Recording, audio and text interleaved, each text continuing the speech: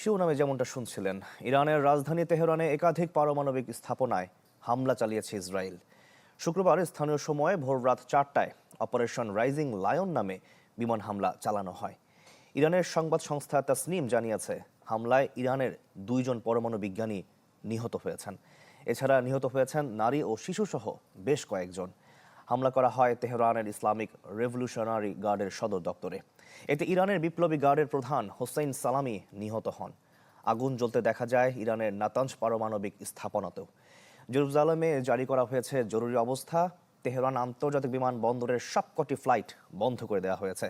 ইসরায়েলের প্রধানমন্ত্রী নেতানিয়াহু বলেছেন, যতদিন প্রয়োজন হামলা চলবে।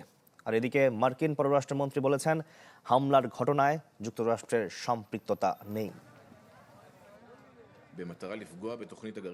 ইরানের পারমাণবিক কর্মসূচি লক্ষ্য করে এই হামলা করা হয়েছে। পারমাণবিক সমৃদ্ধ থেকে ইরানকে বিরত রাখতেই আজ সকালে আইডিএফ এই অভিযান শুরু করে। এতে ইরানের বিভিন্ন অঞ্চলের কয়েক ডজন সামরিক স্থাপনা ও পারমাণবিক স্থাপনা ক্ষতিগ্রস্ত হয়েছে।